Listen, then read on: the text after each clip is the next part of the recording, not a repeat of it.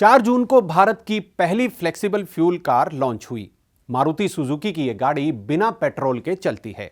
ईंधन के तौर पर इसमें सिर्फ E85 यानी एथेनॉल का इस्तेमाल होता है। लेकिन जो लोग नई कार खरीदने का प्लान बना रहे हैं या जिनके पास पहले से ही कार है, उनके मन में कई सवाल उठ रहे हैं। जैसे, क्या उनकी कार अब बेकार होने वाली है? क्या पंपों पर पेट्रोल बिकना बंद हो जाएगा? एथेनॉल वाला तेल उनकी गाड़ी को खराब तो नहीं कर देगा? एथेनॉल पेट्रोल से महंगा होगा या सस्ता? और सबसे बड़ा सवाल, माइलेज पर क्या असर पड़ेगा? नमस्कार, मैं हूं आपके साथ सूरज भारद्वाज। आज के इस एक्सप्लेनर में हम आपको बताएंगे पेट्रोल की बदलती दुनिया की कहानी को। भारत में पेट्रोल पंपों पर अब सिर्फ पेट्रोल नहीं बिक रहा, बल्कि पेट्रोल में मिलाया जा रहा है एथेनॉल। पहले E10 आया, फिर E20 और अब सरकार ने E85 लॉन्च कर दिया है। लेकिन सवाल यह खड़ा होता है कि क्या भारत पूरी तरह से पेट्रोल से मुक्त हो जाएगा? क्या आम आदमी को ईंधन सस्ता मिलेगा? लेकिन पहले यह जान लेते हैं कि पेट्रोल की जगह लेने वाला एथेनॉल आखिर है क्या। एथेनॉल एक तरह का अल्कोहल है, लेकिन इसे पीने के लिए नहीं बल्कि ईंधन के रूप में इस्तेमाल किया जाता है। इसे बनाया जाता है गन्ने के रस से, मक्के से, टूटे चावल से, बायोमास से और साधारण भाषा में कहें तो पराली से भी एथेनॉल बनाया जा रहा है। इसलिए इसे जैविक ईंधन या बायोफ्यूल भी कहते हैं।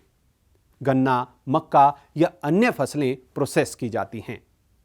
इनमें मौजूद शुगर को फर्मेंटेशन प्रक्रिया से अल्कोहल में बदला जाता है और फाइनली तैयार एथेनॉल को पेट्रोल में मिलाकर बाजार में बेचा जाता है। यानी किसान के खेत से निकली फसल सिर्फ इंसान का पेट ही नहीं बल्कि कार का टैंक भी भरने लगी है। अन्नदाता अब ऊर्जादाता बन गया है।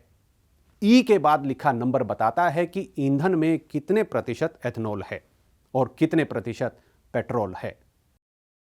फरवरी 2023 में प्रधानमंत्री मोदी ने 11 राज्यों और केंद्र शासित प्रदेशों में 84 पेट्रोल पंप्स पर E20 ईंधन लॉन्च किया था, जो आज राष्ट्रीय स्तर पर लागू हो चुका है। आज आपकी कार में E20 पेट्रोल भरा जा रहा है। ज्यादातर कार बनाने वाली कंपनियां अपनी गाड़ियों को E20 पेट्रोल के अनुकूल घोषित कर चुकी हैं। अब E85 की शुरुआत भी हो गई है। यह पेट्रोल फिलहाल सिर्फ 50 पेट्रोल पंप्स पर ही देश भर में मिलता है, जो सिर्फ दिल्ली NCR और मुंबई पुणे नागपुर कॉरिडोर तक ही सीमित हैं। पेट्रोलियम मंत्रालय का लक्ष्य दिसंबर 2028 तक बड़े शहरों में E85 पेट्रोल वाले 5000 स्टेशन स्थापित करने का है। देश भर में एथेनॉल प्लांट्स लगाए जा रहे हैं और ऊर्जा की यह क्रांति अब और भी आगे जाने वाली है। सीवीड यानी समुद्री वनस्पति से भी तेल निकालने की तैयारियां चल रही हैं। In Panipat, we are making second generation ethanol from agricultural waste. In Assam, we are making it from bamboo, and we had even got a partnership for a third generation technology. But I don't talk about it because I need to see how it can be tested, etc. We are making now fuels from seaweed. We have a pilot product. So that story, it is where our scientists, our agricultural scientists, the ecosystem, the transport providers, they are all collecting together. And I'm delighted to be here with Gadkari ji for this event. I want to... अब बात करते हैं लोगों के सवालों की। पहला सवाल है, क्या इससे माइलेज कम होगा? एथेनॉल की एनर्जी डेंसिटी यानी पावर पेट्रोल से कम होती है, इसलिए माइलेज कुछ हद तक कम हो सकता है। हालांकि इसे बैलेंस करने के लिए E85 की कीमत E20 पेट्रोल से लगभग 20 रुपए प्रति लीटर कम रखी गई है। सरकार और कई तकनीकी संस्थानों का कहना है कि E20 पेट्रोल से माइलेज पर खास फर्क नहीं पड़ता, लेकिन कई वाहन मालिक माइलेज घटने की शिकायत करते रहे हैं। दूसरा बड़ा सवाल, क्या पुरानी गाड़ियों को नुकसान होगा? यही एक बड़ा विवाद भी है। कई विशेषज्ञों और वाहन मालिकों का दावा है कि पुरानी गाड़ियों के रबड़ पाइप, सील और फ्यूल पंप पर असर पड़ रहा है। हालांकि पेट्रोलियम मंत्रालय ने कहा है कि automotive research association of India, Indian institute of petroleum और इंडियन ऑयल कॉरपोरेशन की टेस्टिंग में E20 से बड़े नुकसान के प्रमाण नहीं मिले हैं। तीसरा सवाल, क्या E85 पेट्रोल जब मार्केट में छा जाएगा तो क्या E20 पेट्रोल वाली कारें बेकार हो जाएंगी? इसका जवाब खुद पेट्रोलियम मंत्री दे रहे हैं। Before I came here, I had a very interesting message from someone. He says, यार मैंने अप्रैल में E20 गाड़ी खरीदी है, अब देखो वो यूजलेस हो गई। अरे नहीं भाई, your E20 car is very useful. It will go on for a long time. The basic fuel may be E20 or thereabouts, but E85 is a different category. When we dispense E85 at the petrol dispensing bunks, it will say very clearly on a loud, big board, cars E85 compliant only. And why will you go into E85? Because you want to contribute to the saving of the planet and the earth. You want to lessen the toxicity and pollution.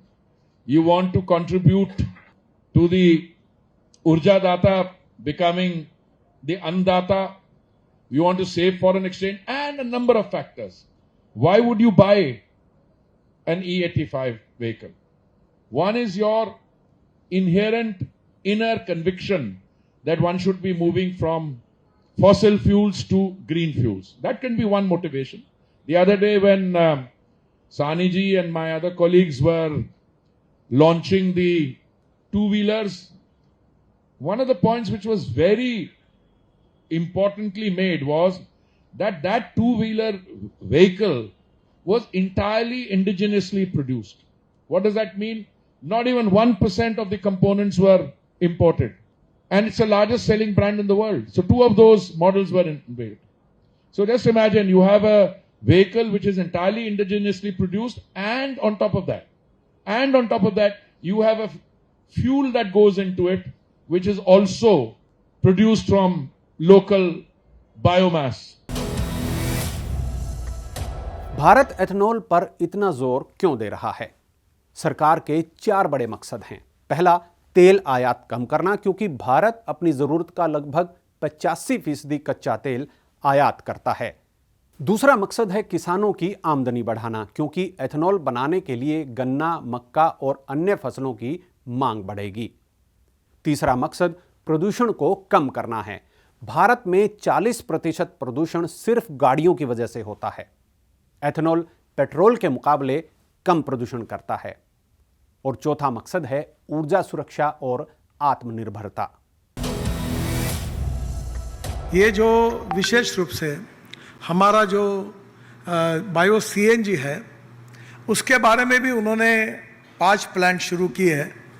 हमारी परली, पंजाब और हरियाणा में 280 lakh ton rice straw, जिसको हम परली कहते हैं, वो जलाने के कारण हमारा प्रदूषण बहुत बढ़ता है। 5 टन ऑफ परली is giving 1 ton of bio CNG। अब लोग नेपियर ग्रास भी लगा रहे हैं और बड़े प्रमाण पर पंजाब, हरियाणा, पश्चिम उत्तर प्रदेश, कर्नाटक, महाराष्ट्र, देश भर में काफ़ी बड़े प्रमाण पर ये भी प्रोजेक्ट शुरू हो रहे हैं, और जिसके कारण निश्चित रूप से हम आत्मनिर्भरता की तरफ बढ़ रहे हैं। मैं आदरणीय पुरी जी को धन्यवाद दूँ। दुनिया के बाकी देशों में एथेनॉल कितना सफल रहा है, ये भी जान लेते हैं। ब्राजील को एथेनॉल का वर्ल्ड लीडर माना जाता है, जहां 2003 से फ्लेक्स फ्यूल व्हीकल्स का बड़े पैमाने पर उपयोग हो रहा है। नई बिकने वाली लगभग 90% से अधिक कारें फ्लेक्स फ्यूल कार्स हैं। करोड़ों वाहन एथेनॉल मिश्रण या E100 पर चलते हैं। अरबों लीटर पेट्रोल आयात बचाया गया है। सफलता का कारण है गन्ने का बम्पर उत्पादन, मजबूत फ्लेक्सिबल फ्यूल व्हीकल्स उद्योग और सरकारी समर्थन।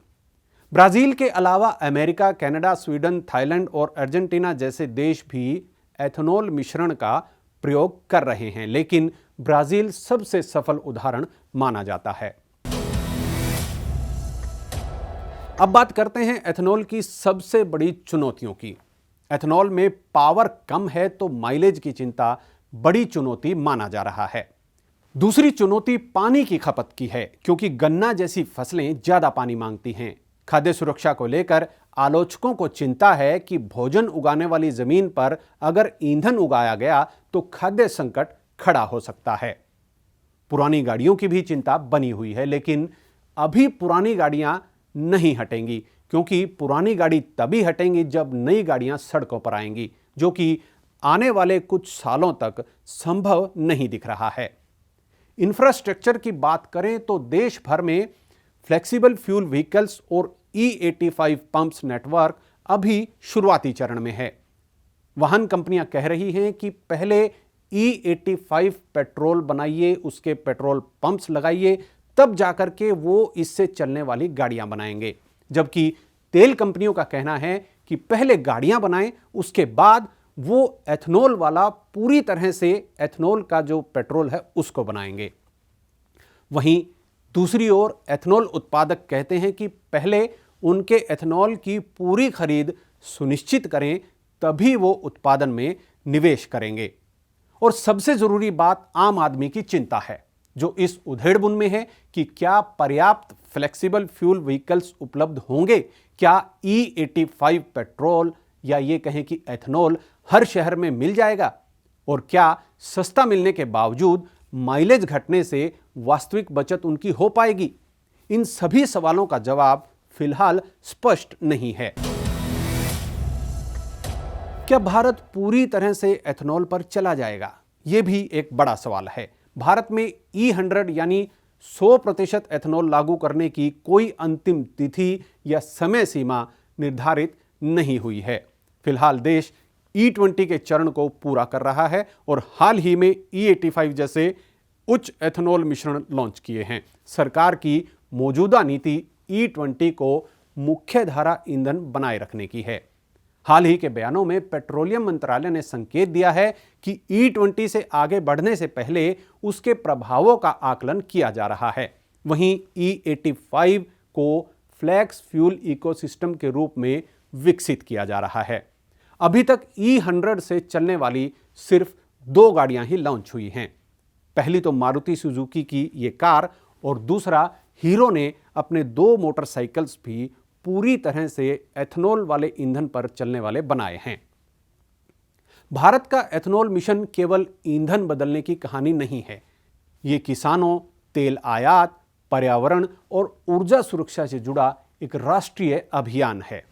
लेकिन इसी बीच एक चुनौती भी आ रही है।